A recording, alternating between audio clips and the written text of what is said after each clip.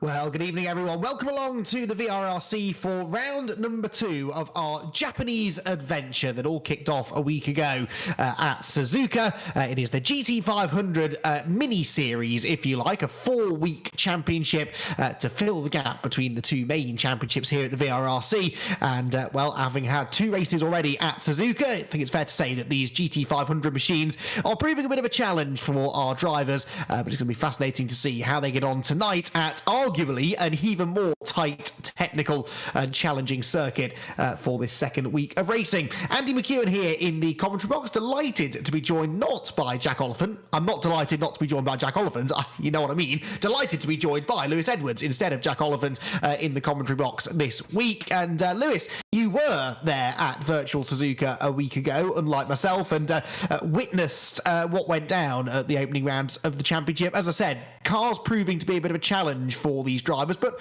we sort of expected that, really, didn't we?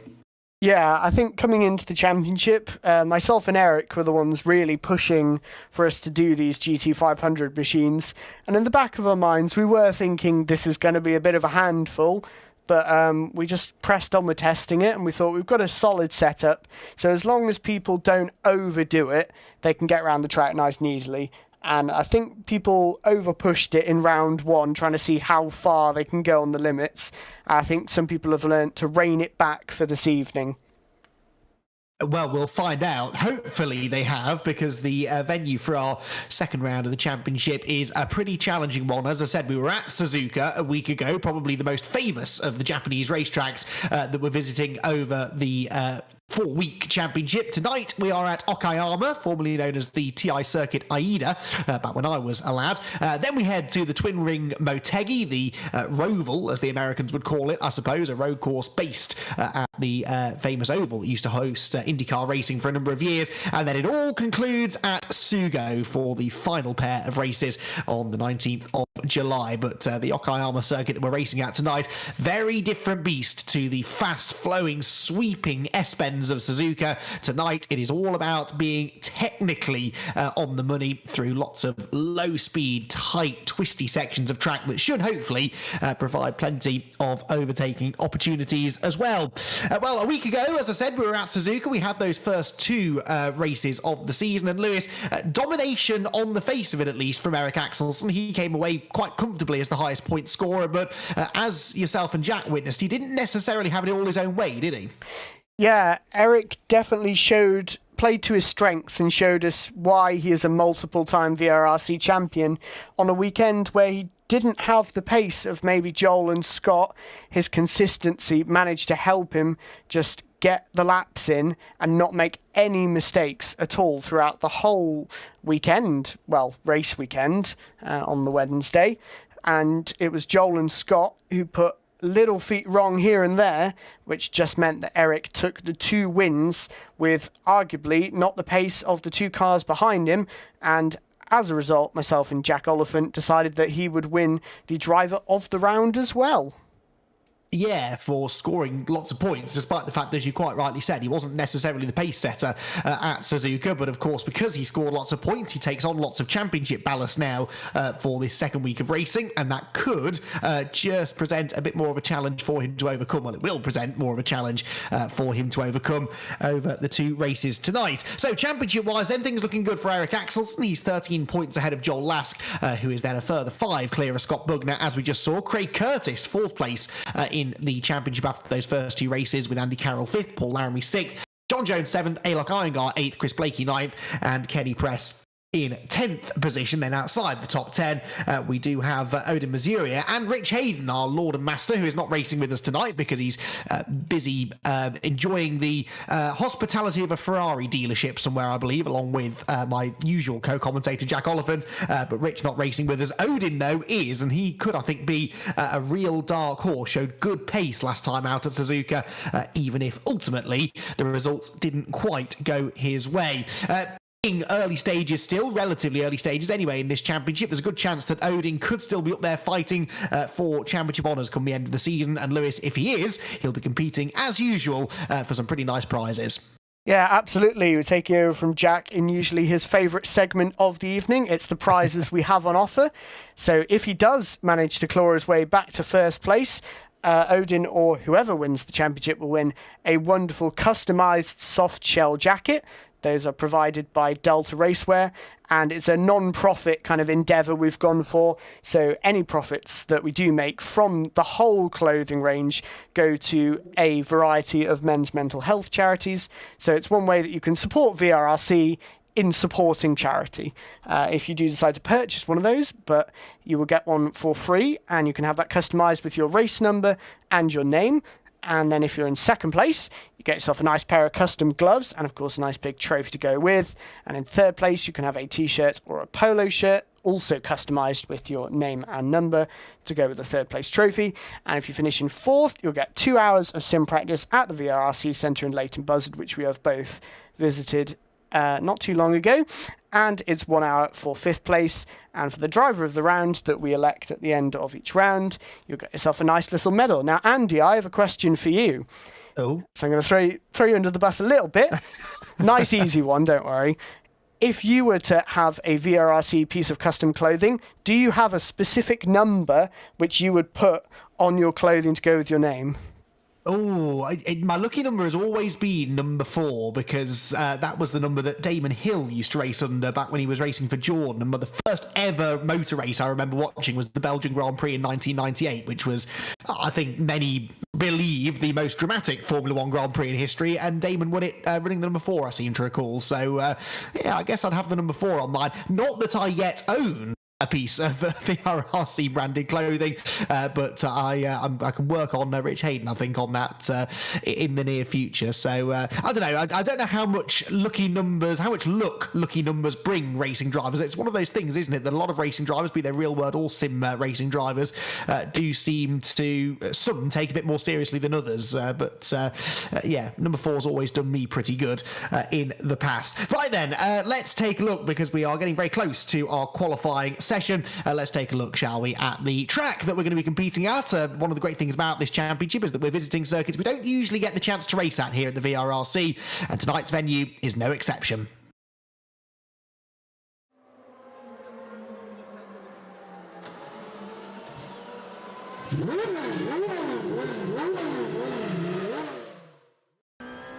Hello and welcome to the second round of the GT500 Championship. We're here at Okayama, a first for VRRC.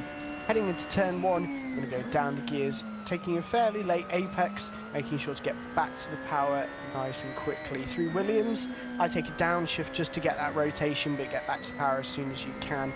So we've got a flat-out run through the Moss S and then into Atwood Curve. It's important to carry a good momentum through the corner here, a bit less important to hit the apex, just carry that speed round the corner and get a nice exit, as we've got quite a big straight here. Now for the braking point for the hairpin corner, you're going to want to be looking for the 100 metre board on the left hand side here on the catch fencing. You want to brake just after that, about 85 metres down into second gear. Take a really late apex and stay far right to avoid the bump on the left there. We go through Revolver Corner, one of the coolest corner names I can think of, and Piper Corner, fairly simple 90-degree left-hand corners there. Now we've got a couple of hairpins to round out the lap. First one is Redman, again taking a later apex and just being careful on the power, not slide the tyres too much. We've got Hobbs Corner, and then we're heading into the final couple of corners at Mike Knight Corner. Tiny little lift to get through there, and into the last corner. Important to get a nice good run out of here, try not to run into the grass, and that completes a lap of Okayama.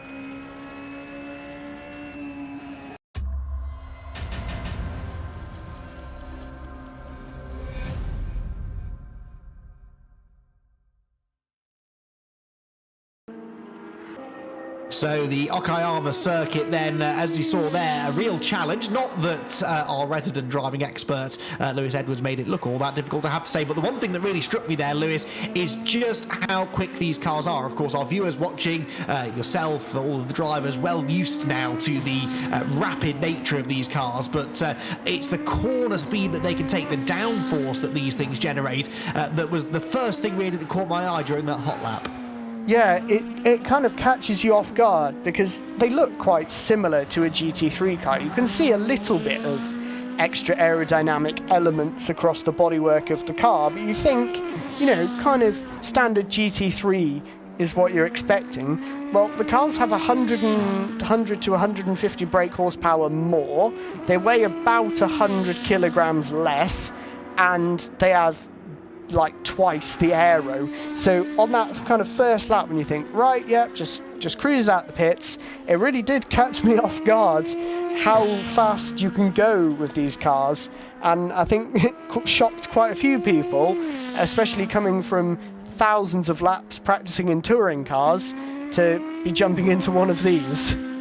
Yeah, because the driving style required for these cars fundamentally different to that of a front-wheel drive touring car, even a rear-wheel drive touring car actually. So can be tricky, can't it, for drivers to jump from one championship to another, and it's where, you know, people like Joel Last, people like Eric Axelsen, it's where they really do shine, because they are quick in pretty much any championship that we throw their way, and the GT500 is not proving any different whatsoever. Now, Lewis, practice times have been relatively close. We're seeing the qualifying times at the moment. We're in the mid 1 minute 19s right now, with Odin Mazurier going fastest of them all so far. What sort of times do we realistically think they'll be aiming for here? What's a good prediction for pole position? Well, the fastest lap we've seen was by Odin Mazurier. It was a 19.2, and he did a 19.3 in the practice server. So for him, I think nailing that PB lap to match it on a 19.2 would definitely be a good lap for him. But I think in reality, he'll just want to be on that pole position, which at the moment means he's got to beat a 19.4. So he has got to be very on the limit to beat Joel, who messaged me yesterday really struggling to get anywhere near a 19.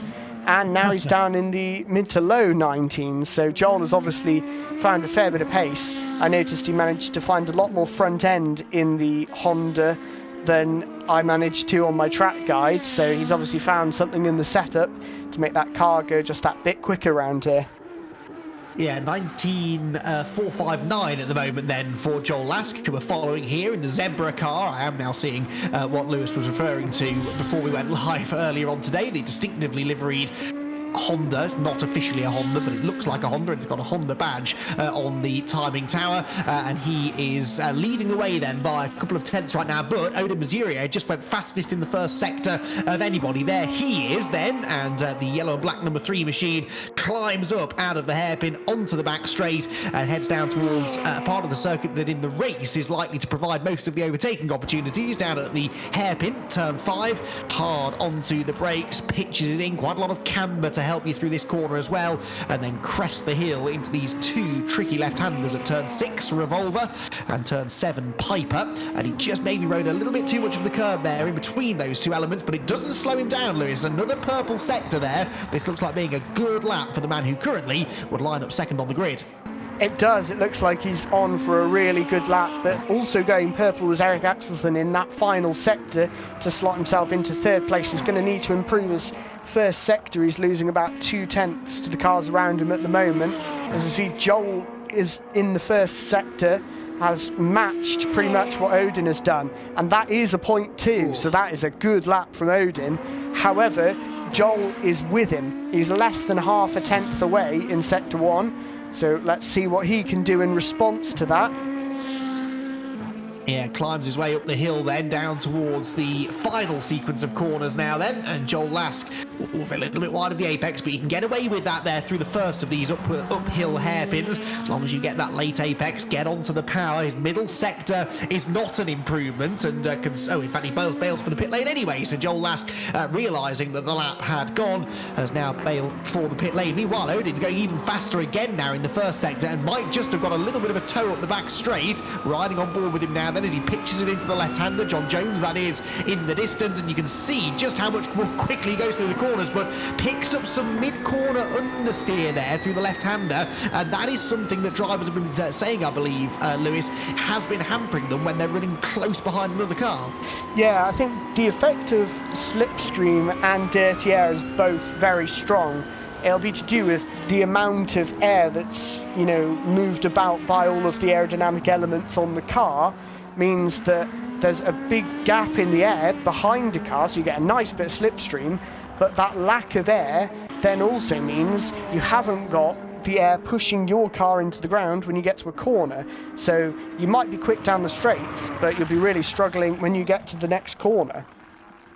Yeah, Josh Martin then might have the right idea here, running on his own, no traffic around. Fourth quickest at the moment is Josh Martin, not improving in the first sector on this particular lap, but a 119.9, his current best effort, and he needs to find, well, about another quarter of a second or so to pip his teammate Eric Axelsen to third place. He drops down through the hairpin at the end of the back straight. Craig Curtis has just put in a personal best in his first sector. Apart from that, though, Lewis, not a huge amount of improvements coming now. We are just past halfway through the session, so lots of drivers, I think, about to dive for the pit lane to change tyres, and that helps those who are still out on track. Craig Curtis with some nice clean air, putting in 2 now personal best sectors. This could be enough now to challenge Josh Martin for a second row starting position. Yeah, it looks like it. We're going to have to see what kind of a third sector he can produce. It looks like he's fairly similar to what Josh was doing in that middle sector, so we'll see what he can produce in this third sector. But yeah, it's definitely going to help those drivers who are on a different run plan to those currently bailing for the pits. Kind of gives them a bit of clean air, but Craig's managed to find a little bit of a slipstream behind John Jones. I don't know exactly what the effective slipstream range is on these cars, but he might be picking up a little bit from John in front of him. He's just got to be careful that he doesn't catch him up too much during the lap. As we're going to see now, Craig coming through the first sector, he's 4/10 away, so he's going to have to find a bit more than that if he wants to reel in Josh Martin for fourth. Indeed so. Meanwhile, Chris Blakey and Kenny Press haven't yet set any lap times. Chris Blakey, I think, has just left the pit lane possibly for the first time. There he is on an outlap from the pits, so trying to get himself up to speed. And similarly, Kenny Press still sat in the pit lane, not going anywhere. So we've only had 8 drivers setting lap times so far. It's Odin Mazuria fastest in qualifying. He's back out there now on a fresh set of tyres and looking to try and further extend his margin, which is already near enough 0.3 of a second over Joel Lask. And then this man Eric Axelsen, who after a mid-session pit stop for new tyres is improving again. Personal best sector 1, sector 2 gets away from him ever so slightly, but Axelsen pushing hard here to try and move on to the front row. Doesn't need to find a huge amount of time to get there, does he? Yeah, he doesn't. I think from looking at the different sector times, a combination of Eric's driving style and the setup direction is very different to Odin. Odin seems to be excelling in those first 2 sectors, which are a bit more high speed, and Eric seems to reel him in that third sector. So I think Eric has gone for a balance which suits the car in the traction zones a bit more, and Odin's gone for one that suits the car in those higher speed areas of the track. So it'll be interesting to see how that balance affects it mid-race. But we see purple sector 2 from Joel Lask, who doesn't want to be forgotten in this little debate for who's going to be quickest on track, and he set a almost purple sector 1. So if he sets a good third sector here, he just needs a good final corner, which he's a little bit wide there. Just about on the limit. It's going to be close. Let's see then, across the line goes Joel Lask. Is it an improvement? No, those little mistakes in the final sector cost him. It is an improvement in the end, 119.40, but not enough for pole, and I think it would have been had he not had that moment through the final corner. Just seemed to carry a bit too much speed in, asked too much of the rear end of the car, which wouldn't quite stick, and he almost had it swapping ends on him, but he's immediately improving again in sector 1, so not being deterred by that. Crucially, it didn't affect his run onto the pit straight either too badly, it seems, so he's improving. So too is Craig Curtis. He's just put in 2 personal best sectors, and Josh Martin has gone purple faster than anyone else in sector 2. So Josh Martin, could he be about to move up from 4th place on the grid?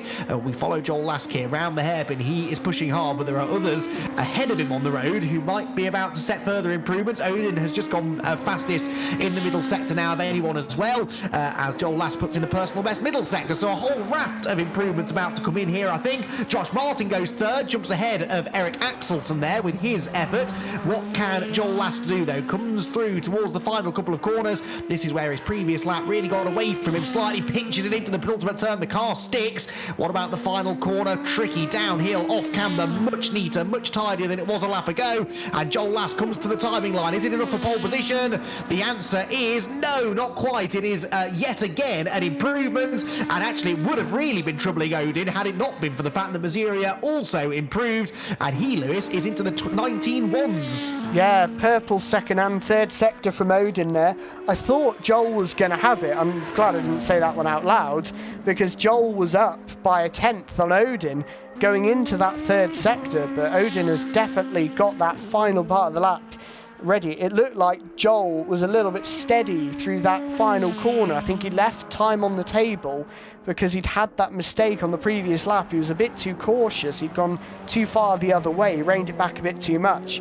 So they are going to have some time to regroup, and realistically it's going to be 2 laps for Joel to do it. So we'll see what they are like for fuel and tyre wear. The tyres do tend to go off, but Odin, not satisfied with his previous time, has now gone purple in sector 2 again. Yes, he has. Now, the first sector wasn't an improvement, but nor was it a slow first sector, really. So let's see whether or not he's able to find any more time then. He comes out of the final turn and heads for the timing line. A 1:19.196 becomes a 1:19.167, the new pole position time, and he just further now extends that margin, a tenth and a half or so in hand over Joel Last, who improves in his final sector, but wasn't able to improve in the first 2/3 of the lap, and suddenly significantly less green and purple appearing on our timing screens, suggesting that maybe drivers have had the most of their tyres. And these do seem to me, Lewis, as though they're cars that you really want as much mechanical grip from as possible. And once you start wearing out those tyres, it can be very difficult, I think, to get a good lap time out of them. Yeah, absolutely. The one kind of factor I did warn people about, well, I say people, it was Rich, when we were deciding about the series, is that the aero bleed is really difficult on these cars. The aero kind of activates very quickly, so you'll get a lot of aerodynamic performance quite quickly, but when you're going through the slower speed corners, it peels off very quickly. So quite frequently I was finding myself with carrying far too much speed because I thought the car could stick, but in reality it had a lot less downforce than I was expecting, because that downforce just peeled off the car so quickly. So I think you definitely need the mechanical grip to be there to help you along when the downforce is gone, which is going to be the case for a lot of these corners, as they're all quite medium and slow speed. Indeed so, all adds to the challenge of these GT500 cars, which is kind of the point, really. We didn't want the drivers to have it too easy, and these cars certainly take a little bit of getting used to do. Craig Curtis, fifth fastest, I should say, for the number 32 car, and he's not improving on this lap. In fact, really no one improving on what is now the final lap of the session, because the checkered flag is out. Bit of a moment there for Craig as he came out of the hairpin, and he will head for the pit lane, unsurprisingly, where he will join most of the rest of the grid. Chris Blakey there was still pushing on, but pushing a bit too hard into the penultimate corner. He did eventually set a lap time, and it was good enough for 8th position, so moves ahead of John Jones. But Kenny Press, for some reason, never did set a lap time, so Kenny Press spent the entirety of the session in the pit lane going nowhere. So I don't know whether he's fighting some sort of hardware problem, but his session never really got going. Josh Martin slithers his way out of the final turn. He's not been improving in the sectors, and that means he's not improving at the end of the lap either. So I think we are pretty much done now with qualifying. Let's get Alok Iyengar across the line. Never mind, off he goes, bang into the wall. Bit too much speed carried through the final turn, and he found himself rotating coming off that final corner and heading for the pit wall. John Jones is stationary at the side of the road as well, and has been for a little while, almost as if he's run out of fuel, I'd say. So dramatic end there to the qualifying session, but it is Odin Mazuria who takes his first ever pole position with the VRRC. We have a new name to add to the list of pole position winners, and we'll be chatting to him hopefully on the other side of this quick break.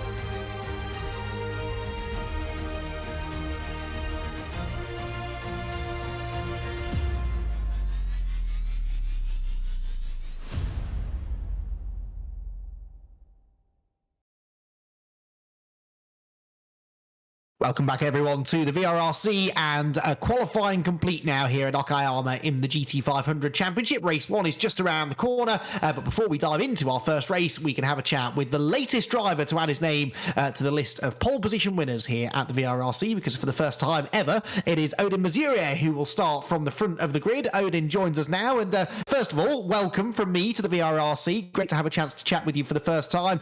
We saw you on the podium last time out at Suzuka in the second race, but you've got to be really happy with starting from the front now in the opening race of the night this week. Yes, hello Andy, hello Luis, hello everyone. Of course, yeah, it's a pleasure to talk with you, Andy. And about the question, yeah, it was this week. It was how can I say it? It was a challenge for me to try the ballast, the 20 kilo ballast that was added after the round one, and yeah, pretty happy to see that I've still got some pace with that ballast. So yeah, pretty happy with that pole position, and yeah, looking forward for the race.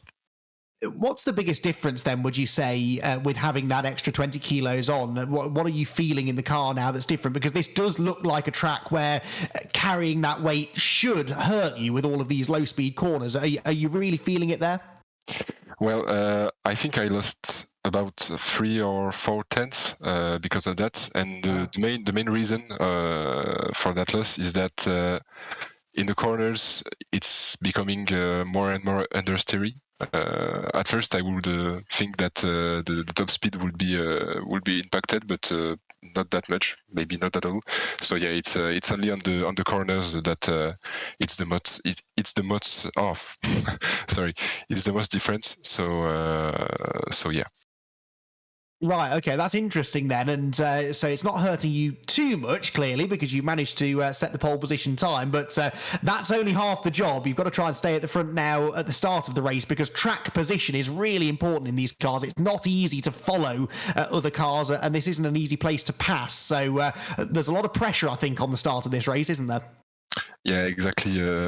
Also, it's the first time and one of the first time ever in sim racing that I start first. So yeah, it's gonna be yeah, a big challenge. Of course, Eric and Joel behind are pretty fast, so I need to check my mirrors, but not too much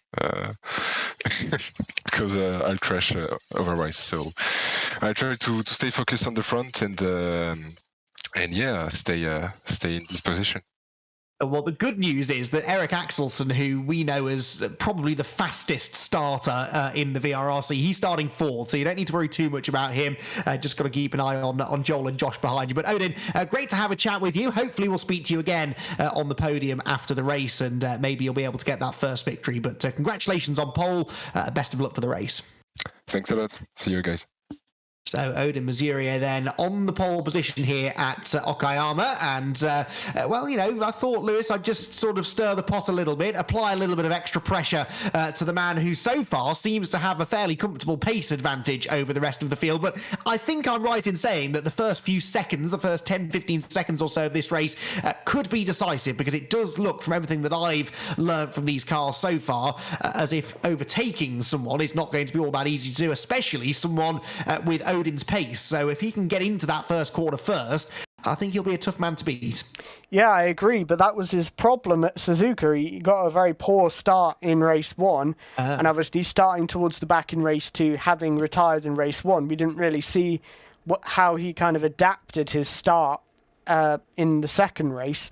So I think that might be on his mind. We don't know whether it was a good start or not in the second race, so he might be thinking, right, I've got it nailed, or he might be thinking, I'm on pole position, but I haven't got a trick to nail the start.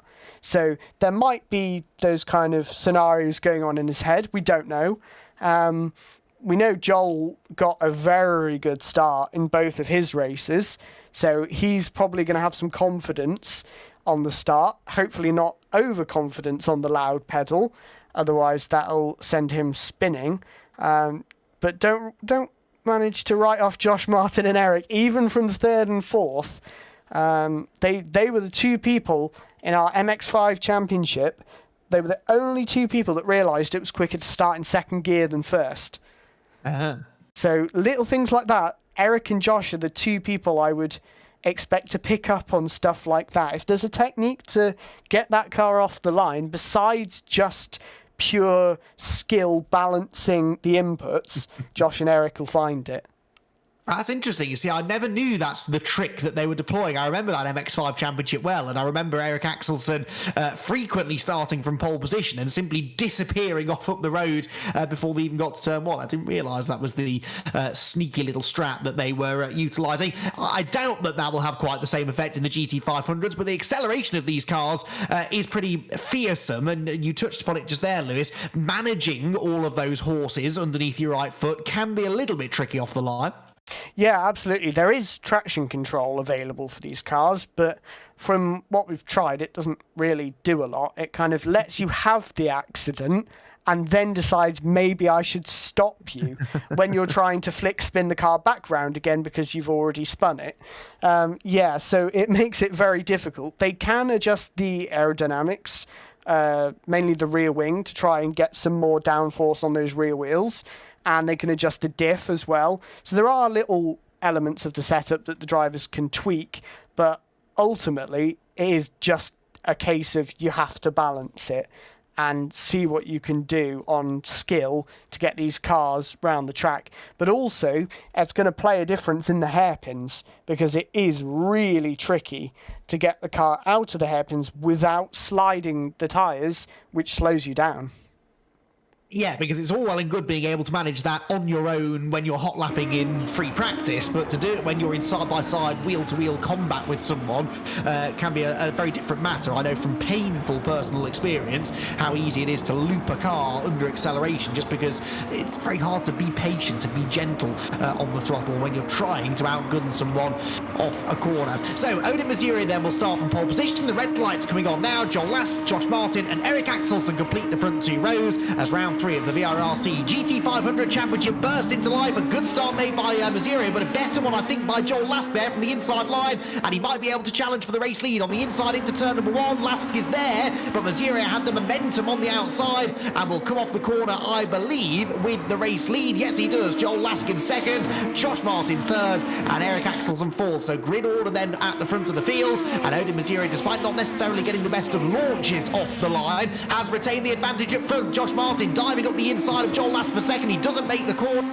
drifts out wide, and Joel Lask straight back through into second. A lively start to the race, Lewis. Yeah, absolutely. This is going to allow Odin to run away. So I think Josh Martin really wants to commit and get this move done so he can focus on trying to reel in that gap, because it's 1.2 seconds already. So Odin has absolutely done everything he needed to do on this first lap. He's got himself out of that tow and he's got himself off the line well. So he's looking good at the moment. We'll see if Josh can go about reeling him in now. Yeah, let's wait and see. Feisty stuff, though, there from Josh. I'd like to see it. Moving forward past Joel Lask, and now he'll set off after the race leader. But a bit of a slide there for Josh, as again, he was a bit over-eager with the right foot there, coming out of the hairpin and down the hill through the final two turns. So Odin Mazurier leads the opening lap of the race. Josh Martin a bit wide at the final turn, but is in second place now, with Lask in third. Lask sort of moving to the inside of the road there, not really to attack and not really to defend. That was just a strange line down the pit straight. Axelson fourth, Laramie fifth ahead of Craig Curtis. That's been a change halfway around the opening lap. Then it's Alok Iyengar, Kenny Press with Chris Blakey and John Jones completing the running order. Mazurier, though, has gone. He's 1.6 seconds up the road already. Josh Martin so far, Lewis, not really able to escape from Joel Lask. No, not yet. Joel's clinging to him quite well at the moment. So Dirty Air's not too bad for Joel in the Honda at the moment. And they're beginning to reel Odin in a little bit now. I wonder whether this is management from Odin or whether Josh and Joel have got up to speed and they're pushing each other to go faster. So it'll be interesting to see. There is an element of tyre management needed to get the tyres to the end of the race. So it'll be interesting to see what strategies are at play. But I don't half wonder if Odin is trying to manage this gap at the moment. Yeah, that would be smart, I think, because he's got that time in his back pocket. Doesn't need to go hell for leather right now. Just needs to manage himself, run to a sensible lap time. It'll be interesting to see what this first full flying lap time is. Eric Axelson was purple in the first sector, fastest of anyone so far, and he has just started to latch himself properly now onto the tail of Josh Martin and Joel Lask ahead. So the leader goes through a 1:20.6. We know he can go a lot quicker than that because he went, about 1.5 seconds quicker than that in qualifying earlier on. The fastest lap that time around set, I believe, by Axelson further back was a 20.3, but 1.4 seconds is still a healthy cushion for the race leader as things now do start to settle down slightly. Martin maybe just edging away slightly from Joel Lask, and in the first sector at least taking a chunk of time out of the race leader, a full tenth faster and already gaining again in sector 2. Yeah, gap's slowly coming down a bit. It's now down to 1.2. It was 1.7 at the end of lap 1, so it's beginning to come down a bit. It's not too much on the straight, so it seems that Josh isn't quite within slipstream range, but I think he's made a little mistake now, because that gap's just gone up by 0.3 that hairpin, so I think he might have made a little mistake there, and the times are kind of reflecting that. It's actually Eric who is the closest to Odin in that second sector on this current lap around. But Odin did set a purple sector 2, so he's clearly abandoned the managing for a little bit there. And as they head through the final turn, Josh Martin will see that gap starting to creep up, and he just has a bit of a tail slide there as he drops down the hill. And look, immediately that loses him 0.2 of a second just through the final turn alone. So Josh Martin pushing hard and on a bit of a knife edge here, but I think it's fair to say that these cars always are on a bit of a knife edge, and it makes situations like this where you've got Josh Martin, Joel Lask, Eric Axelson all clearly very evenly matched, all very close to each other on track. It makes these situations all more stressful if you're Josh Martin, because he can't afford to make a single error, because these cars strike me, Lewis, as cars that will punish you for a very small mistake. So, well, speaking of a small mistake, Josh Martin weaving around down the back straight, driving down the grass. I'm not entirely sure how beneficial that was to him, but it seems like it's easy to make a mistake, and if you do, it's likely to cost a couple of places if you're in Josh Martin's shoes. Yeah, Josh seems to be an expert on making mistakes at the moment, so hopefully he's managed to get it out of his system. Dave's, knocked some sense into him, and he seems to be loving these cars a lot more. He did say before Suzuka that he was feeling a lot more confident in the car compared to the previous championships, so he's obviously feeling a bit more happy with these GT500 machines, but at the moment He doesn't seem to be able to reel in Odin. They're slowly bringing the lap times down. We're now down another 3 or 4 tenths for most people on the previous lap, so they're really starting to lean on the tyres more and more each lap at the moment. Yeah, interesting the point you make there about Josh Martin, though, because we always kind of had him down as a bit of a front-wheel drive expert, didn't we? Won his championship at the VRRC in a front-wheel drive touring car. He was okay in the MX-5s, I suppose, always a relative front-runner, but I don't remember him setting the world alight in the Porsche Caymans when we ran a championship in those rear-wheel drive GT4 cars. So, a little bit strange maybe to see that he's got such a natural affinity to these super powerful GT500 machines, but whatever it is about this car, he has clicked with it beautifully and is running in a very solid second place right now.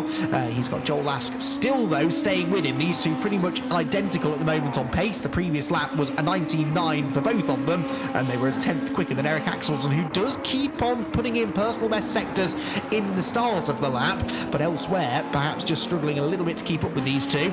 Now, is it my eyes here, Lewis, or is Joel Lask starting to become a bit more of a threat now maybe to Josh Martin? He seems to be edging ever closer on this lap. I think we'll see maybe a tenth or so. Oh, that was sideways for Josh there. That'll definitely mean that Joel's a bit closer. But yeah, before that mistake that we saw from Josh, Joel was beginning to reel him in a little bit anyway. I don't half wonder if Eric has done quite similarly to what Lewis Hamilton does. If you're a fan of Formula One, especially recently, now Mercedes doesn't just enable him to drive off from pole position and win the race by a mile, whenever he gets into a battle with somebody early on in the race, after about lap 3 or 4, he immediately goes, right, I'm going to save my tyres for later in the race. His brain, as soon as he realises he's going to be stuck behind the car, it's instantly abandon all hope of trying to pass them, will save the tyres to attack a bit later on. I wonder if this is what Eric's plan is at the moment. He's didn't manage to gain on the 3 cars in front of him off the line. Now, is he thinking in true Eric Axelsen style, let's just save the tyres and see what happens at the end? I feel like that's a very Eric play for the race we've got in front of us at the moment. Well, there are worse people who you could emulate than a 7-time world champion, I suppose. Let's just hope that Eric hasn't found the radio to team button, because then perhaps he would find himself distracting himself from the job of driving so as to complain endlessly that the car isn't very good. But these cars, very evenly matched, it seems. I don't think Eric is the kind to complain that the team haven't given him the right kind of car for the job. He is, I think, as Lewis suggests, just pacing himself here. There are still 11 3/4 minutes to go, and he knows that his best shot at getting on the podium is perhaps going to be having some grip in the closing stages. That maybe explains why that gap is just creeping out a little bit. Closest battle on the track right now is actually the one for 5th between Paul Laramie and Craig Curtis. Those two only half a second apart there. They are right on cue, making their way towards the downhill approach to the right-hand hairpin here, which then climbs them steeply uphill. And Craig Curtis is right in that bubble now, isn't he, Lewis, where he's getting a nice toe down the straight, but then perhaps struggling a little bit for front-end grip through the corners. Yeah, it'll be interesting to see how this one plays out. I think Craig, by the looks of the lap times, has about a half a second pace advantage over Paul in terms of best lap and last lap. So Craig is definitely reeling him in. So it'll be interesting to see on this lap, now that he's within that kind of 8/10 buffer, how that affects the lap time. I think Paul went a little bit wide on the entry there. He's sliding the car a little bit on the exit as well, so he's really pushing hard to make sure that Craig doesn't get an opportunity to make this overtake. But at the moment, it looks like it's inevitable that he's going to be reeling him in. Will we see a move down the pit straight if he gets a good exit? He has had a good exit there, hasn't he? But just struggled a little bit. Couldn't quite get to the power as early as he would have hoped. And it's a relatively short run down the pit straight, especially in these GT500 monsters that seem to gobble up those long straights in next to no time. But the back straight's a little bit longer, and that heads into a slightly bigger braking zone. So maybe that's where Craig Curtis can try to make his move. Drops down the hill.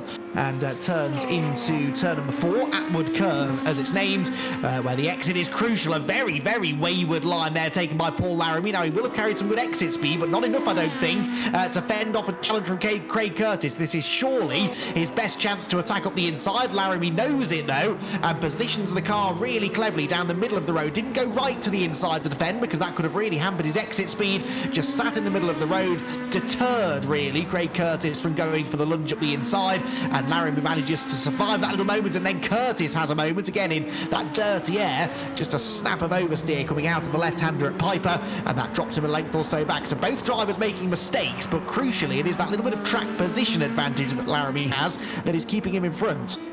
Yeah, I wonder if it'll be the same at the end of the last corner. Craig was a lot stronger than Paul through the final corner the last time round. They're a bit more even this time, but he's got a much better run actually in the end. So I think here we go.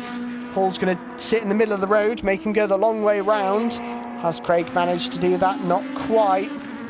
Now Paul holds it for now, but Craig's still right there with him. He's definitely going to be thinking about this braking zone. I think he's had, you could see how much time he lost actually there, where the downforce just wasn't there for him when he was on the bumper of Paul there. Now they take very different lines through here, so it'll be interesting to see if Craig can pull the gap back in. Not quite. A bit further up, Joel Lasker's just dropping back a little bit, although as I say that, the gap's just come down and gone up again.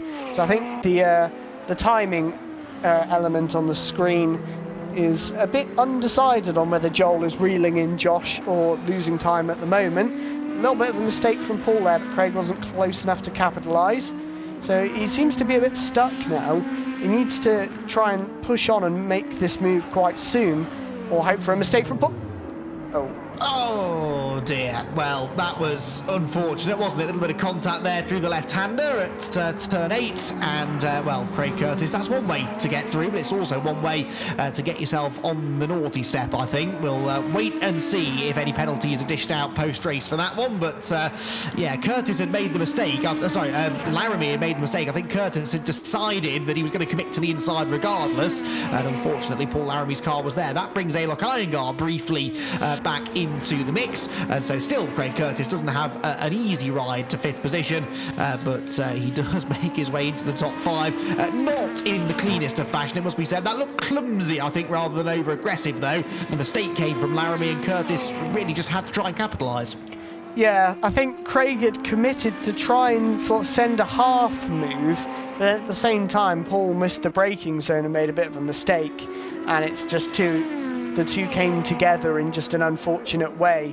And then because Craig had turned him all the way around, he would have lost heaps and heaps of time waiting for him to go through, which is what you're supposed to do if you accidentally spin somebody out or knock them off the track. You're supposed to do the gentleman thing and wait for them to go back through and give up any advantage you've gained by it. But Craig obviously felt like the move was on, and that it was Paul cutting across him at the last minute or something, but that will be reviewed by myself and Rich in the race debrief if it gets reported. At the moment it looks like Joel is dropping back ever so slightly from Josh Martin still, so still not able to mount a full challenge to Josh, but he's there or thereabouts to capitalise from a mistake. Yeah, it strikes me a little bit that not only are drivers finding it difficult to follow in the dirty air, but it's probably not helping their tyre management either. If you're running in that dirty air, the car's constantly understeering on the way in and then oversteering on the way out, you're going to aggravate the tyres a bit more, and I think that's another advantage to finding clean air somewhere. Obviously, Odin Maziri has been able to manage the race perfectly out in front, 2.5 seconds his lead, but then Joel Lask arguably should be quicker than Josh Martin. He out-qualified Josh, but remember, by a couple of tenths or so, but just hasn't been able to stick with him. He's 9 tenths back. It's sort of consistent at 9 tenths or so. As soon as he starts getting any closer than that, he starts running into that really dirty air, and it's affecting not only his lap times, but perhaps his tyre health as well. But he's still got just over a quarter of the race to go, 5.5 minutes remaining, and actually as we cut to him, he does take a couple of tenths out of Josh Martin there through the tight and twisty uphill hairpin section through turns 8 and 9, then through 10 and 11, which is inventively called the last corner, which brings you out onto the pit straight, and through those corners where you do rely a little bit more on the front end, he just drops a length or so. Lap time comparison then says that Lask did a 19.8, Martin a 20.18, so a couple of tenths gain there in fairness by Joel Lask, but I do wonder how much tyre he's going to have left by the end of the race. Yeah, absolutely. I think Eric has dropped off quite a lot from the back of these guys, so I think that was actually more of a pace deficit, maybe with that ballast really hindering his ability to tyre save. Of course, Eric will be carrying 50 kilos, 25 for being a level 5 ranked driver and for leading the championship at the moment, so I think that has really hampered his tyre management at the moment. Yeah, Joel's right on the limit. He's really pushing as hard as he can to reel in Josh, and he's right on the limit there. I think a little mistake from Josh there on the entry, or it just looked a bit unsteady for him.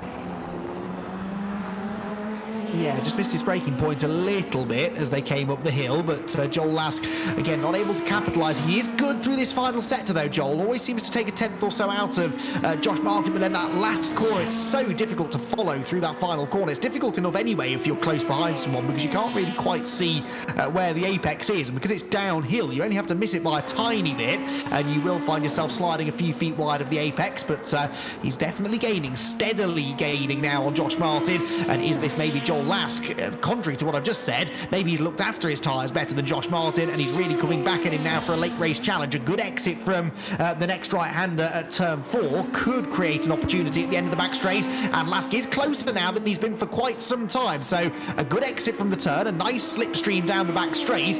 Is he going to be close enough for an opportunistic lunge up the inside? In fairness, he isn't actually gaining in the slipstream at all, is he? If anything, the gap was going out slightly as they went up the hill, and that just means that he's not quite within striking range when they get to the braking zone.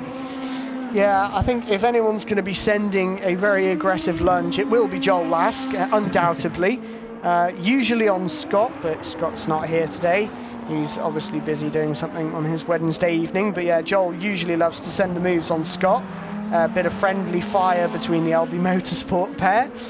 So Joel's going to have to channel that aggression into fighting somebody else other than Scott this evening. He's going to have to be very committed on the brakes if he's to do it for half a second back. He's just going to have to reel him in ever so slightly. But same lap time between the two of them that time round. So I wonder if Joel has just used up the tyres a little bit there to try and get within that range, or if he's just made ever so slight mistakes throughout the final sector, because this is a track where you can really lose a lot of time from being not very far from the limit. You have to really be millimetre perfect through some of these corners, and you can gain shed loads of time doing it. But Joel was very not millimetre perfect going onto the back straight. He was very sideways on the exit, which has given Josh that little bit of breathing room now.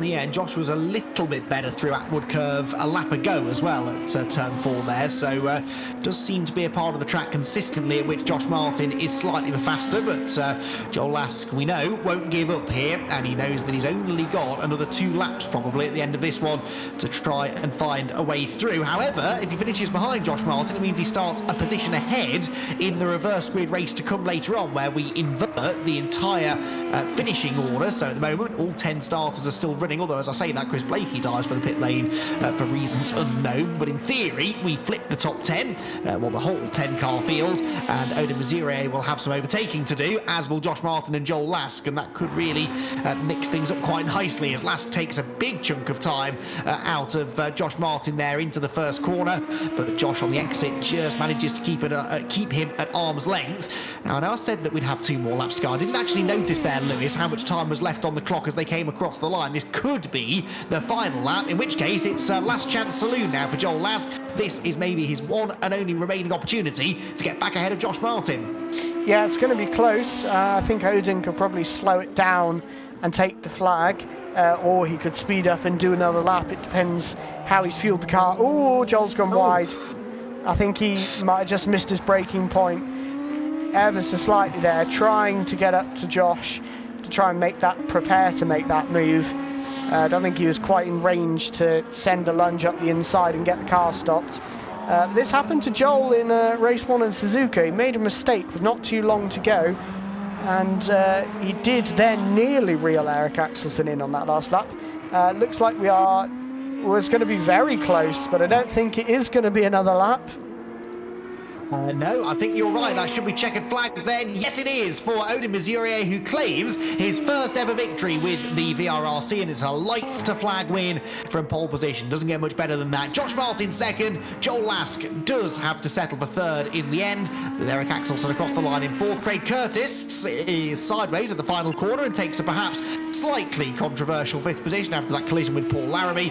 Elok Iyengar is sixth. Laramie recovers to seventh, with Kenny Press and John Jones the last remaining runners. Now, Chris Blakey did pit for some reason there in the closing stages, and he's going to be classified a lap or two down, which means that he might not be eligible for the reversed grid draw. So we'll have to wait and see whether it's Chris or whether it's John who will claim excuse me, the pole position for race 2. There goes Kenny Press across the line, and then, well, some 30 seconds further back will be John Jones in ninth position. So first race of the evening is done. We have a new winner here at the VRRC. We'll catch up with Odin along with Josh Martin and Joel Lask in just a couple of minutes' time.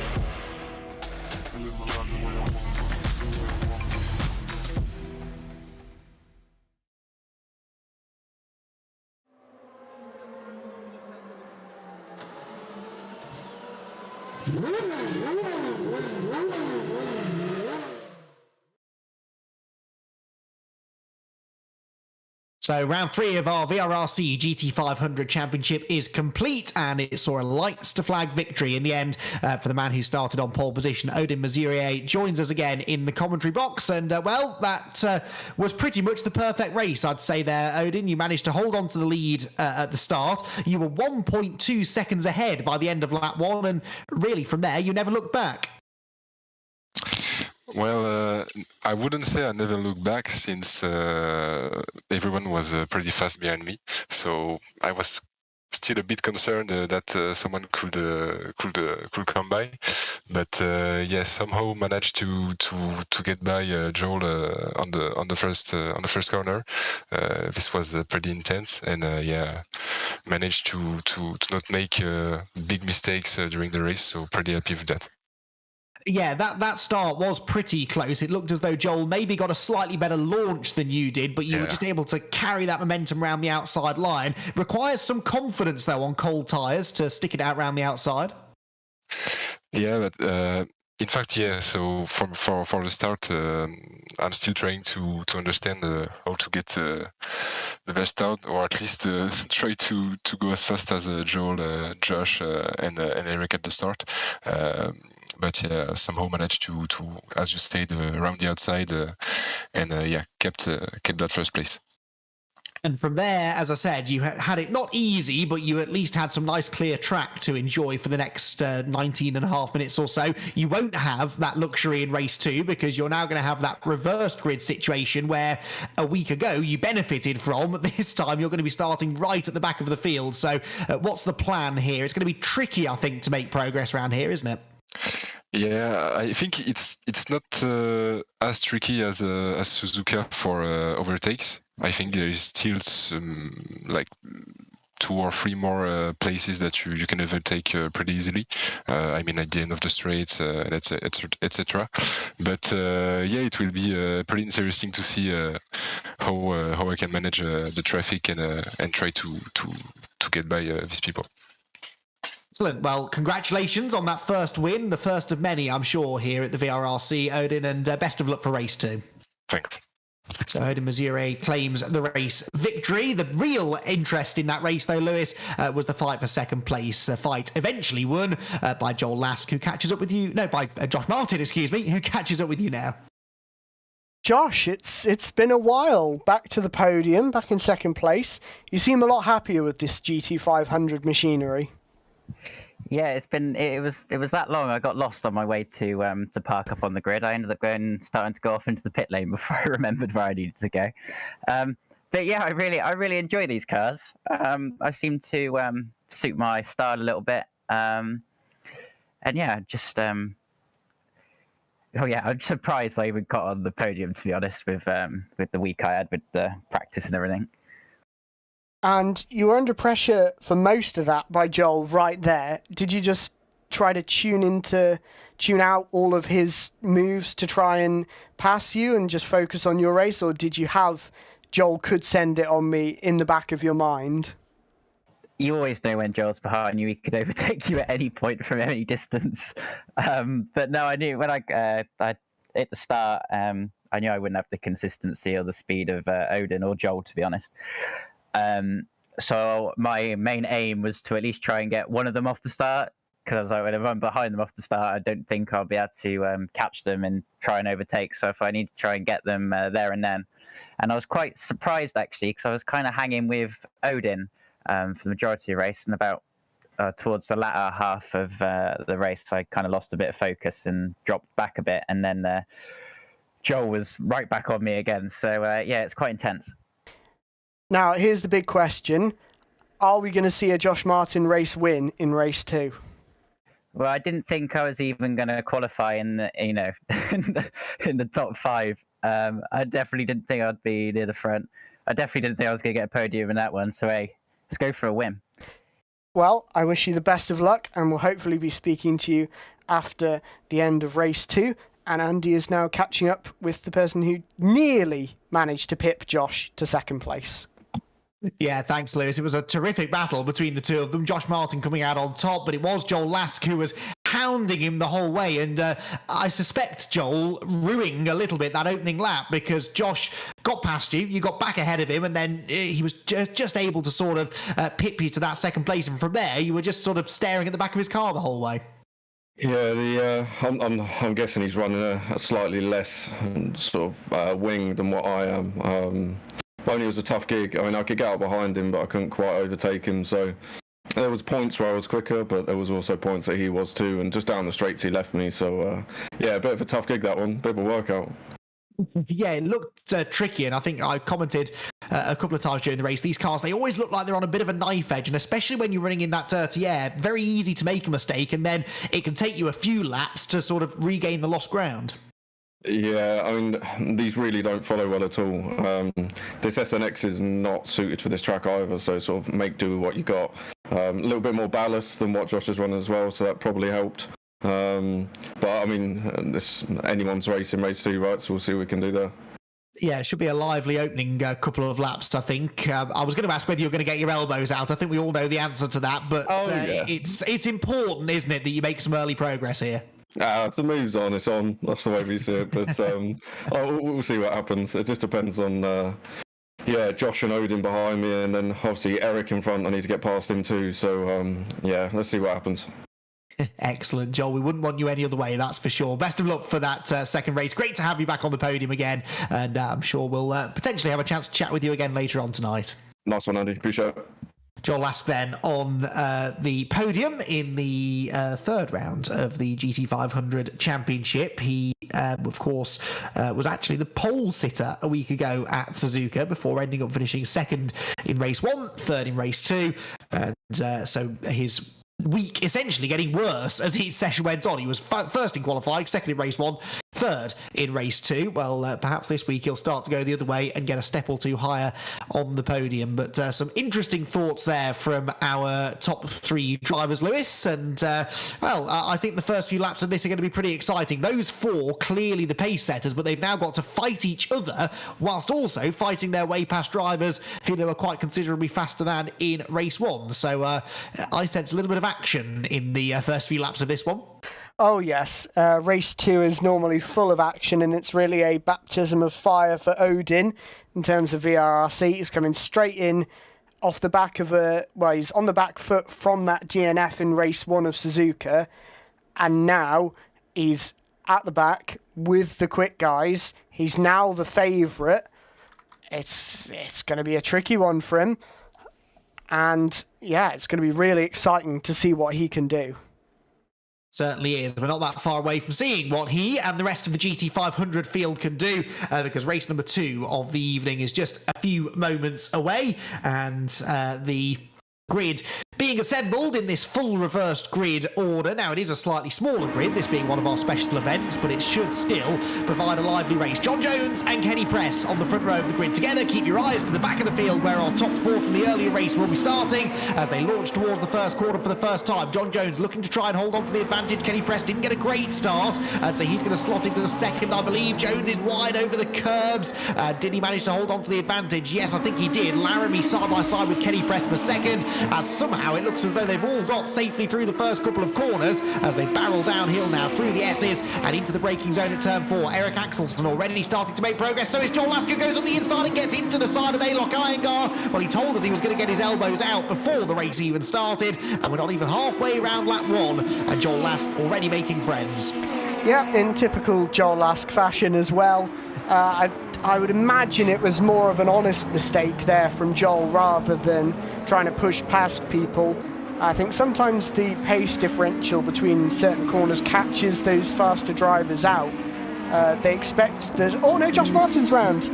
Oh, Josh, he was on the inside of his teammate there, Eric Axelsson. I was about to say that could be a really significant pass, but just a little bit too aggressive, I think, either on the curb or on the right foot, and he loops it around. Iyengar is wide there and allows through on the inside Odin Mazurier, who has not made the same sort of progress as Axelsson and Lask have on the opening lap, so that again could prove significant when we get into the latter stages of the race. It will be Paul Laramie who leads the opening lap, though, by a full second over John Jones in second place. So we didn't see where Laramie got the lead, but he has managed to get ahead of Jones. Jones second, Press third, Axelsson up to fourth already, with Joel Lask hunting him down. Now in race 1 we saw that Lask was noticeably quicker than Axelsson, who peeks to the inside there of Kenny Press into turn 2. Doesn't quite work, but Joel Lask, I think, will be feeling pretty confident here that he's got the pace to get past Axelsson, and perhaps whilst Eric is bottled in behind Kenny Press, that could be Joel's opportunity. Yeah, I think Joel is the sort of driver who will just take the first opportunity he gets and tries to make it work. But it looks like Eric is going to be passing Kenny Press into the hairpin here, and it looks like Craig Curtis is shaping for a move on Joel there. Yeah, well, backs out of it, perhaps sensibly, as Axelsson rubs down the side of Kenny Press's car through the right-hand hairpin, gets sort of stuck on the outside, and Kenny came so close to tagging the back of Eric Axelsson's car, sort of wiped his nose across the rear bumper of the green machine, which does move cleanly into third place. Craig Curtis again looking to the inside of Joel Lask, this time sort of commits to it a bit more, but Joel has the momentum on the outside, and Craig finds it very easy there to lose traction on the inside. That allows Odin Mazurier through. It's breathless stuff here in the opening stages of the second race of the evening. This is much more like it, but Paul Laramie is 2.6 seconds up the road. Axelsson is now second place, having found a way past John Jones, and around in the background goes Chris Blakey. Yeah, it's something unfortunate. I think Chris might have dropped it on the exit of the final corner. Oh no, Kenny's in the gravel trap at turn 1 by the looks of it. That's a place for Josh Martin. Joel Lask dropping down as well. So I wonder if it's Joel that's connected with Kenny at some point there. But yeah, as we mentioned, Paul Laramie up there in first. He was on for a 19.9, he said in our Discord chat, and then bottled it on the second to last corner in the practice server. So it looks like that sort of pace might actually not be just a racing driver excuse, if you like. Oh, I did have the pace to go half a second quicker than I did. Seems like he's got the pace at the moment, and it's like Odin is now going to get the unique VRRC experience of trying to overtake John Jones in race 2. There's nothing quite like trying to overtake John Jones, but it looks like John's let him off easy this time. John never usually lets anybody off easily. He will fight them to the death, no matter who they are, and it looks like he's fighting Craig Curtis to the death at the moment. And he gets into the side of Craig slightly, coming out of the hairpin, slots in behind him. Now Joel Laska's got to try and find a way past the 639 car, which, as you said, is normally harder to pass than a kidney stone, but John Jones actually being relatively gentle with some of his on-track rivals at the moment, and just sort of settles into line. But I do suspect that Joel Lask had a bit of a tangle with Kenny Press. They would have been nose to tail into the first corner a lap ago. He then definitely had another altercation with Alok Iyengar, who... I'm not saying Alok gave him payback for the contact that they'd had on the first lap of the race, but he did run Joel very close to the edge of the road down here at the bottom of the hill at turn 4 a lap ago. Joel has since got back Iyengar and brought with him the recovering Josh Martin. So Josh Martin, who also hasn't had an ideal start to the race, now moving through the pack along with Joel Lask. Up the hill they go. John Jones immediately moves to cover, but doesn't really need to, because actually it's Joel Lask who has to defend from a fired up Josh Martin, who found a way past Joel down here in the earlier race. He's forced the long way round this time, gets boxed in behind John Jones. Lask gains a place. Can Josh Martin go with him? No, not on the way into Revolver. And can he get the inside on the way out? This is where he had the spin on the opening lap, goes through on the inside, almost does lose it again. Josh Martin with a helping hand this time from John Jones. That has not been a happy hunting ground, that part of the circuit, for Josh Martin in this race, and for the second time he finds himself with lots of work to do. Yeah, Josh not having the greatest of race 2s. I shouldn't have said, are we going to see a Josh Martin win, because I feel like I've cursed him a little bit there. But one thing that's fairly surprising to me at the moment is Eric isn't exactly all over the back of Paul Laramie at all. You know, the gap was 2.5 seconds. It's now only down to 2.1. So it's not like Eric is really pushing Paul Laramie to the extreme at the moment. In fact, it's Odin who's managed to close him down, which will probably worry Eric quite a lot, given how much pace he's showing already in the first race. And we've still got just under 14 minutes on the clock. His rivals would have desperately been hoping he'd been a bit more delayed by traffic, because now he definitely looks like the favourite.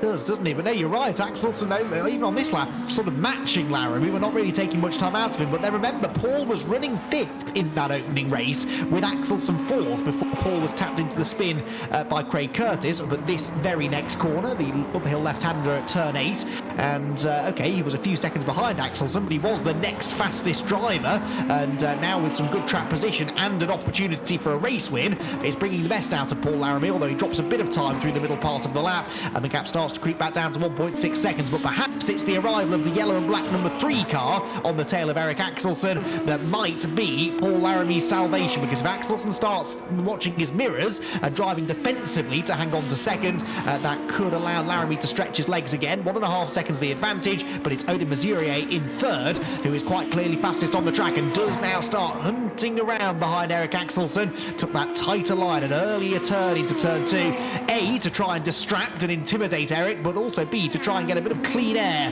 on the nose of the Toyota as it makes its way uphill out of turn 4 and back down the back straight. Yeah, well, we were saying nice things about how well Paul Laramie was doing. Eric did reel in the gap by 0.6 on that last lap, so I think he's really found his rhythm a bit more on that last lap.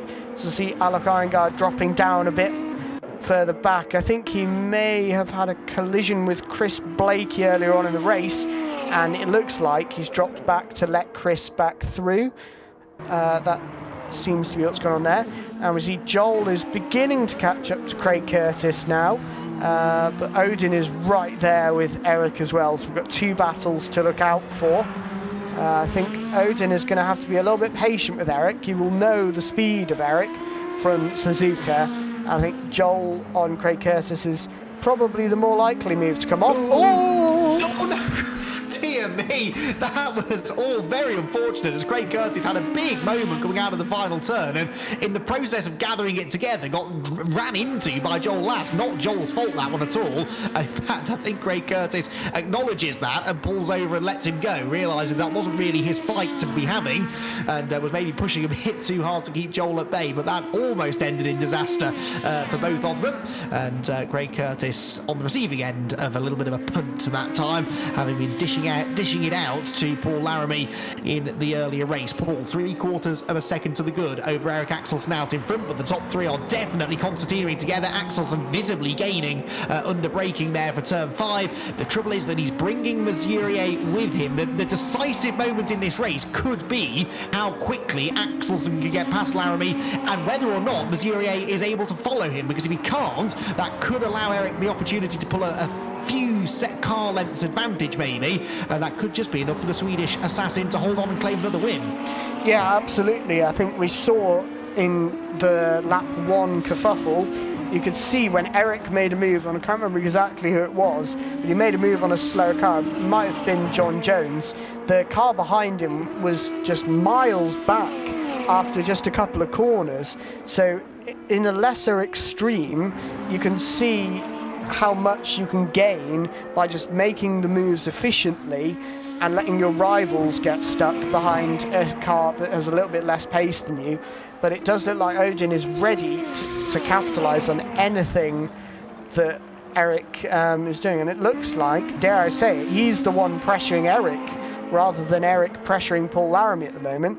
I think Odin might have a chance here if he's feeling brave.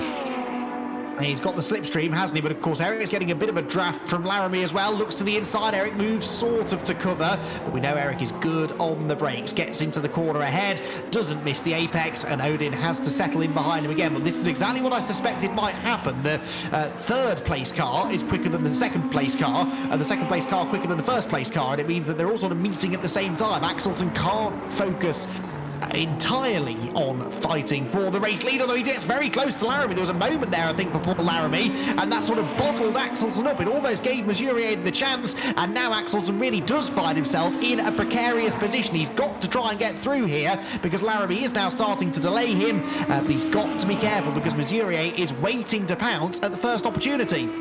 Yeah, he is. He's got it covered for now, but Odin is definitely looking ready to capitalise on any opportunities. They keep on doing this though. Joel Lask is getting closer. He's beginning to reel that gap in. He gained a full 1.1 seconds on this group in the previous lap. So I know it says 3.7 seconds back to Joel now, but depending on how long Paul Laramie can hold off the feisty two drivers behind him, this could allow Joel Lask to join the battle. And Craig Curtis is doing a good job behind, just running his own race in 5th place. It looks like Josh Martin will get to him by the end of the race, but I think he will be good to hold on to 6th place if Josh does manage to get through. But it's getting really close up front now. If this was anyone other than Eric Axelsen behind Laramie, I think there would have been a lunge into hairpin that time, but it's not really Eric's style, is it, to go diving up the inside in a 50-50 late braking manoeuvre. He may be forced into it very shortly, though, because Paul Laramie, as well as he's defending, is really holding Eric up. He's tapping Morse code onto the back of the 31 car as they climb uphill towards the final 2 turns. And on this lap alone, Joel Last taking over a second out of them. Laramie defends through the final turn, and Axelsen goes right around the outside. There's a small touch on the exit. Where's Mesurier in all of this? He's got the better run of the 3 of them down the pit straight. Axelsen doesn't know whether to attack or defend, diving to the inside Mesurier. This could be key for 2nd place and maybe ultimately for the race win, but Eric, I think, will hang tough around the outside, get the inside for turn 2 and fend him off. This is spectacularly good racing, and Joel Lask is taking huge chunks of time out of them. Yeah, he is. It's down to 1.3, so he's going to be here if they keep on doing this. Looks like Eric's got it covered for now. It's going to have to be a big lunge from Odin, but we've seen he's more than happy to pull a switch back on the straight in order to try and get the advantageous line into the corner. Can he outbrake Eric round the outside here? Surely not. Oh, he's going to give it a good go. He's got the banking to help him, remember, and the next two corners are left-handers. That might just be the move of the day from Odin Mesurier, who led from lights to flag in race 1, but he's got a real fight on his hands in race 2. Axelsen refusing to let him go. They're losing so much time to Laramie ahead, who is laughing his socks off now with a 1.5 second lead. Axelsen somehow back to second place, and Odin Mesurier, try as he might, can't breach the defences of the Swede ahead of him, and now he is in the position that Axelsen was in earlier on, because he's attacking Eric for second, but he's shortly going to have to defend from Joel Lask for third. Joel Lask was 4 seconds behind these two drivers a couple of laps ago. That is how much time you lose from going side by side around a tight, twisty technical circuit such as Okayama, and they continue to go door to door as Axelsen once again defends into turn 1. Yeah, I think this is where we're going to see if Joel's racecraft is good enough to get past these two when they're trying to get past each other. I know if it was Scott Bugner pulling up to the back of this group, we'd be saying, well, we think Scott's going to go through because we know what he's like. Well, Joel is a very similar driver to Scott, so I wonder if we're going to see Joel just turn up to the back of them and just make the move, not worry about, well, is it the right time to make the move? It's Joel, we know what he's like. Oh, Eric's gone wide. Oh, way deep on the brakes there. No, that is a rare mistake from Axelsen, and somehow Here comes he Joel. gets away with it. Here, Joel on the inside, yeah, you're absolutely right. Mesurier was sort of caught off guard by that, I think, lost his rhythm, and has gone through exactly as you said. The first opportunity he found, and Joel Lask committed to the move. He's up into third position, and that was a crucial moment, I feel, in the outcome of this race, but that all was triggered by Axelsen outbraking himself massively into turn 5. That was a rare mistake from Eric Axelsen, and in the end it didn't cost him a place, but it did sort of wrong foot Odin enough that it allowed Joel Lask through into third. Yeah, Joel used that good racecraft of his to put his car in the right place because he could see that Odin was going to get caught up somehow trying to get round Eric after him making a mistake. Oh, that's wide from Joel. Oh, he was millimetres from going off there. Good save from Joel, but now he's got to be careful. He can't fight with Odin too much. He's got to try and close up to Eric, otherwise Odin might be looking to pass him, and then all of that hard work will be undone. But all of this, it's back to 2 seconds for Paul Laramie now. Well, exactly. Does Axelsen still have time even to catch Laramie? I'm not convinced that he does, really. Yes, he's not having to defend anymore because Lask is sort of busy trying to fend off Odin Mesurier, who looks to the inside into the hairpin, but isn't ultimately close enough. But Eric is making mistakes as it is. He's clearly driving on the limit just to try and keep these two behind, and yet he's dropping time to Paul Laramie. So, barring any mistakes, this could be Laramie's win to lose now. 4 minutes still to go. Axelsen is dropping time on this lap. It's over 2.5 seconds there as they turn into the left-hander at Redmond and climb towards the right-hander at turn 9, and the end of another lap in what has been a fabulous race, polar opposite race really to race 1, where we saw very little in the way of overtaking. We've seen multiple positional changes just amongst these three drivers alone in the last few laps, and it's all, as Lewis quite rightly says, benefited Paul Laramie. Now in the final sector, that's where Laramie's struggling, is it? It's that final sector where they do take some time out of him, and the gap comes briefly back under 2 seconds, but look, Axelsen, no sooner does he start taking time out of the leader, then he also has to start watching his mirrors because Lask is with him. Yeah, it's a real balancing game for Eric, and at the moment, I think he's just trying to do too much balancing. I think he's trying to... It looks like he's looking in his mirrors at Joel a bit too much, and that's causing these little mistakes. He needs to just shut off the mirrors and just look at Paul Laramie in front and just focus on trying to reel him in. And if he does that, I think he'll pull away from Joel, or at least keep Joel at arm's length. So I think he just needs to stop worrying about the cars in front, focus on trying to go forward, and that's his best shot to reel in Paul. Odin there really late on the brakes through Revolver, that tricky downhill off-cambered left-hander, and he just lost the front a bit as he turned in. Good battle going on behind, by the way, as Josh Martin has caught Craig Curtis for 5th position, but we can't take our eyes off that fight going on further up the road. There is Josh Martin right on the tail of the Nissan of Craig Curtis, and that should be a done deal before too much longer. Josh clearly has a bit of a pace advantage over the car ahead of him, but again, not easy to pass around here, as we're seeing, even if you have got a clear pace advantage. Right, 2 minutes 20 to go. That means there's time for 2 more laps. The lead gap came down by half a second that time. It is 1.6 now, let's call it, with just under 2 laps to go. So at that rate, Axelsen isn't going to catch Paul Laramie. And even if he did, I don't think he'd have a huge amount of time to actually find a way past him. I think it's all now about the fight for second place. Eric Axelsen has Joel Lask right in his wheel tracks, and Joel is surely now with a good exit there from turn 4, going to be considering the move at the end of the back straight. Absolutely, he looks feisty and ready for it. But Odin also looks like he's ready to make a move on Joel. Will we see a move for second here? Oh, it was close. Odin thought about it there, but now he's lost a little bit of time, and in all of that, Joel has gained, and it's now Joel who's looking to go on the attack. Oh, but he's very sideways there. That's going to ping-pong him back down towards Odin. In the background, we're seeing Josh Martin has got the move done on Craig Curtis. So that's 5th place for Josh at the moment. But this lead battle, I think Paul he's going to be sweating, that's for sure.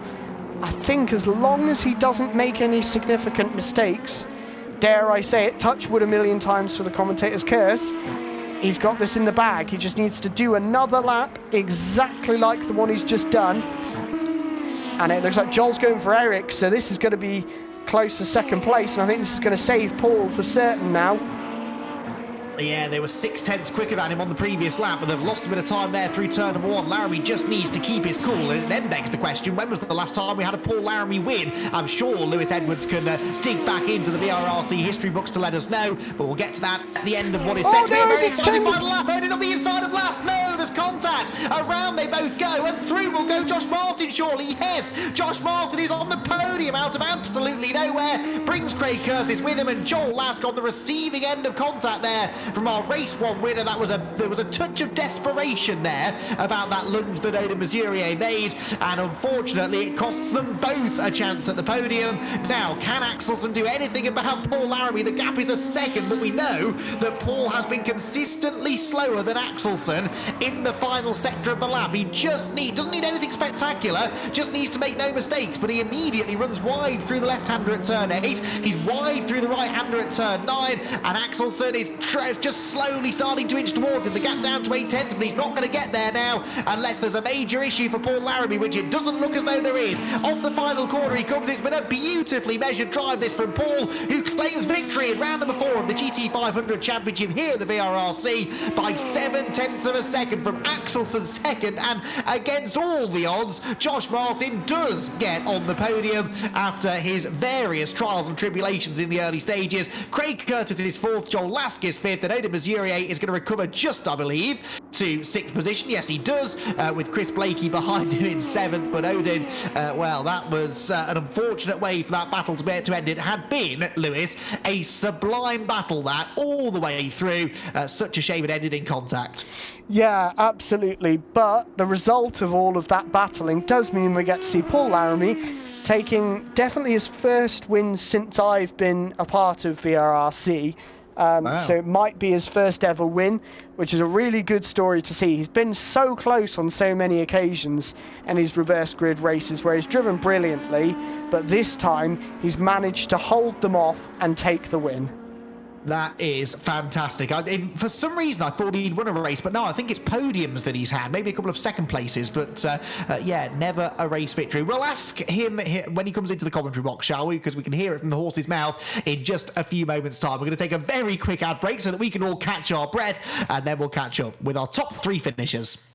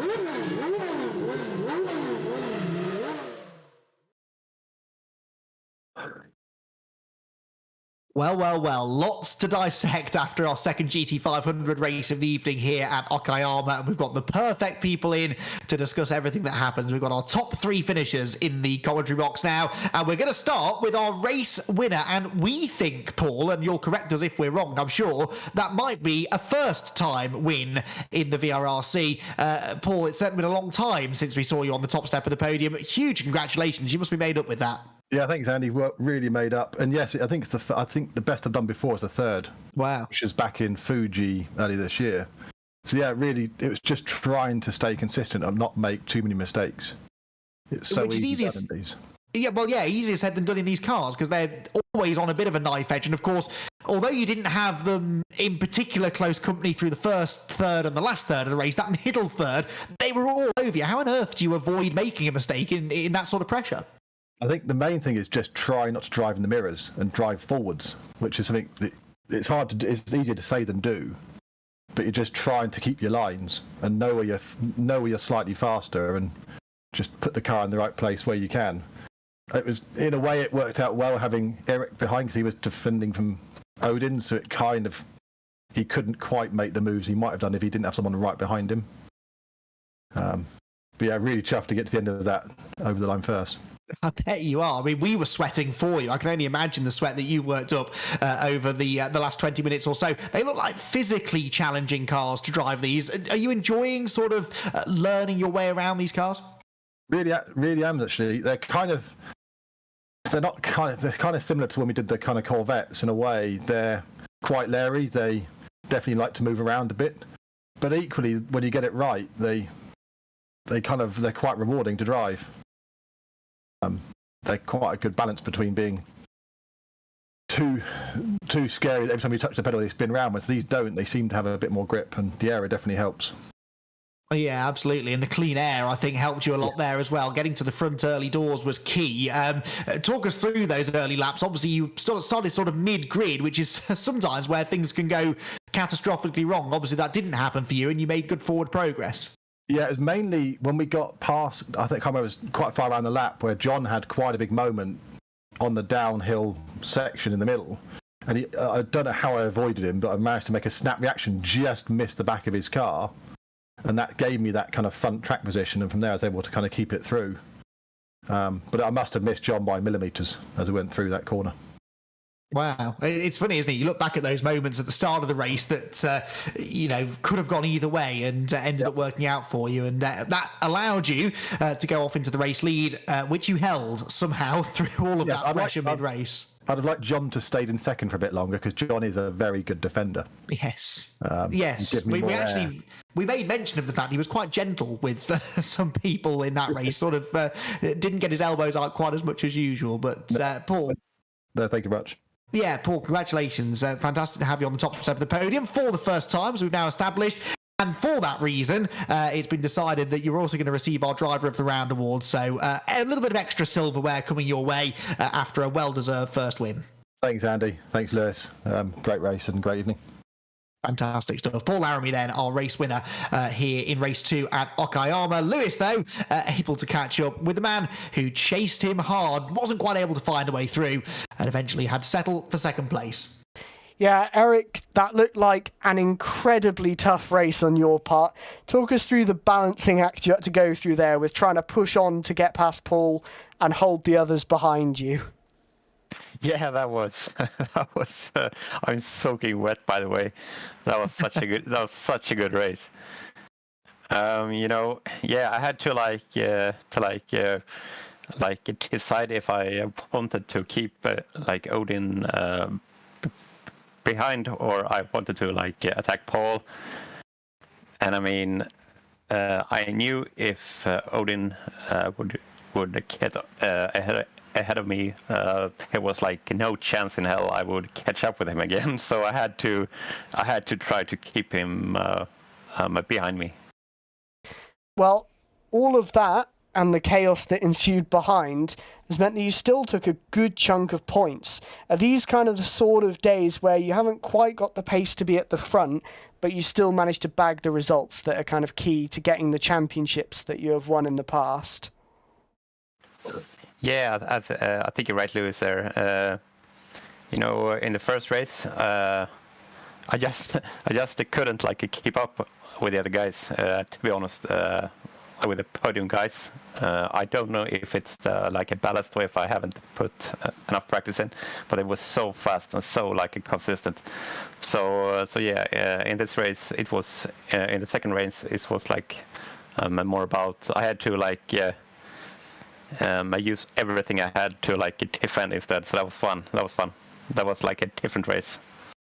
Yeah, it was certainly very fun to watch. And we've got Twin Ring Motegi next. Is that a track you're familiar with, or is that going to be a new one for you? That is a brand new track for me, and also the track after. So yeah, it's going to be interesting, and a lot of practice to be done. Are you going to hire Josh's friend Dave to navigate you around those two new tracks then? I should do. Maybe I should buy him a flight ticket to Sweden so he can sit beside me. I will happily pay to see that next week. We'll get the Zoom back just so we can see that. If not, we'll do some editing trickery to duplicate Dave onto your Zoom screen. Eric, it's been great, and we hope to see you back on the podium or on pole position at some point in Motegi and in Sugo. Now, Andy is catching up with our third place man, who is on the podium out of seemingly nowhere. Josh Martin, I give you the challenge of in 100 words or less explaining how on earth you ended up in third place at the end of that race, because I think it's fair to say it was an up and down race for you, wasn't it?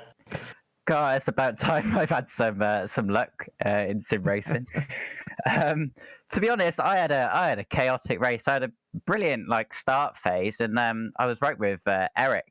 And about in the middle part of the lap, Eric went side by side with I don't remember who, and it put him wide, so I went up his inside. But I guess, a little bit of me, I guess, not really knowing the track too well. But I took far too much curb on the inside of one of those left-hand kinks, and it bottomed the car out and half spun me round on the curb. So obviously, completely my fault for driving across the curb. So that put me to the back, and then I caught up with Joel and John. I was side by side with Joel, and then John ended up getting into the middle, and I got past John. I'm not quite sure what happened, but I did get a bump on the back from John, which then I done a 360. But he pulled over and let me by, and then I was just on a mission then trying to catch Craig, I believe it was, and got past Craig. Had a nice little battle with him, all super clean. And then next thing I know, I've got Joel and Odin off to the side of the track as I go around that hairpin. Then I'm in third place. As you say, though, I think time that you had a little bit of good fortune, because it's fair to say you've not had the smoothest of rides in our last couple of championships. I was making mention in the earlier race that you really do seem to have clicked with these cars quite nicely. You've obviously got really good pace in them, as you showed with that great drive to second in race number 1, which is strange because we always think of you as a bit of a front-wheel drive specialist. So what is it about these cars that you're really clicking with? I like a car with a nice bit of rotation, and how I've got this set up, and it's completely Eric's setup with all his diff settings and everything, and pressures, and but how it's set up is it's got quite a nice bit of rotation, and I struggle with sounds silly because I'm all right in a front wheel drive, but I struggle with understeer. So even in the front wheel drive, I like it quite aggressive, and I feel this car kind of suits my more rotating driving style. But it's a weird one because I've not really driven this car that much, because obviously the first round I didn't have that much free time and didn't get that much practice done. Obviously I was only able to complete a handful of laps with that issue I was having. And then this week again, I've been so super busy, I hadn't actually had a chance to sort my game, so I didn't even have a working game until first thing this morning. So I, up until about half hour, 40 minutes before the race, I'd only done one lap of practice, just make sure my game was actually logging and recording time. So it's been been chaotic. It's also a track I don't really know either. I think I drove it a couple of times, like quite a few years back. So really surprising that I had any pace at all, to be completely honest, on this track. But yeah, I'm very surprised.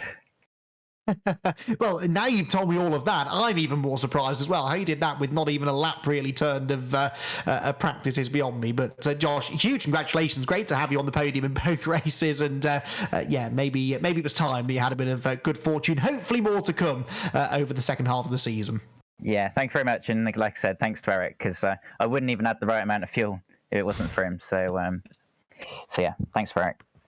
Good stuff. There we go. So Josh Martin getting on the podium against all odds in the second race of the night. And well, that rounds out, Lewis, the evening's action in perfect fashion, I think, really. That was a fantastic pair of races. The first one, a very tactical race, obviously with a little bit less in the way of side-by-side racing and overtaking, but it was still interesting to see different drivers' pace sort of compared to each other. But then in race two, we got down to some proper, good old-fashioned elbows out racing in cars that were difficult to drive, a track that was difficult to overtake at, and it all resulted in a fantastic spectacle. Yeah, absolutely. It's definitely one of my favourite battles I've seen, let alone commentated on, in VRRC. It was absolutely mega, especially in that second race, where we just didn't know who was going to do what. Were they going to be attacking the car in front? Were they going to be losing a place to the car behind? We never knew, and it felt like at almost every corner, any one of a number of different things could have happened, and then did. And in the end, after all of those difficulties with pace from Eric, and a setup he gave away to his teammate, he actually came out with the third best amount of points overall, which we can see now, and it still has him at the top of the championship on 96 points now, ahead of Joel. But Odin's up there in third now, so he's going to be carrying some more ballast for next time out. And then Paul up there in fourth. It's the first time he'll be carrying championship ballast, which is not usually a nice thing to celebrate, but you know, he'll be happy to be fourth in the championship. And we've got Craig in fifth as well, and Alok sixth, Kenny seventh, John eighth, Chris Blakey ninth, Josh Martin only 10th because of his he didn't score any points in the end in Suzuka, and then Scott Bugner in 11th after just his Suzuka round, and Andy Carroll in 12th after his Suzuka round. So yeah, it's close. Very, indeed, and a very interesting order there, really, with, like you said, Josh Martin well down, Axelsen leading, but I am fascinated to see how Odin gets on in a week's time, as you say, carrying that little bit more championship ballast now.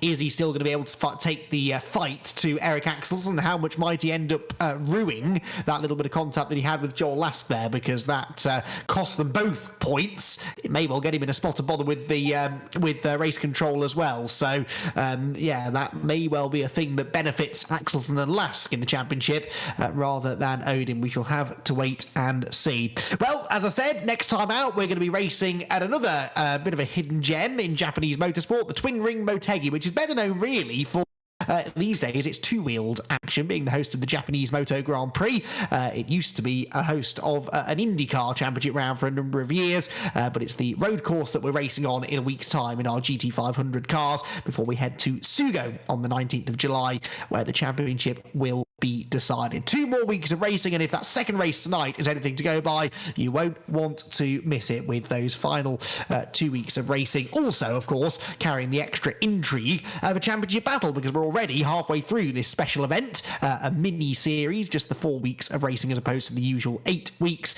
and so already time to start crunching those numbers and thinking of who is the favourite for the championship. Well, thank you everyone for joining us tonight here at Okayama. Thank you, Lewis, for joining me in the commentary box. Bit of chopping and changing amongst the commentary team over the course of this season, but I believe myself and Jack Oliphant hopefully will be back next time, which means Lewis can concentrate on bringing us the lovely pictures of the racing, but he's done a fantastic job as always as the super sub these last couple of weeks. Rich Hayden as well, we should have with us next week as well. We'll have the whole team back together to take you into the second half of the season, the GT500 Championship. We'll see you then.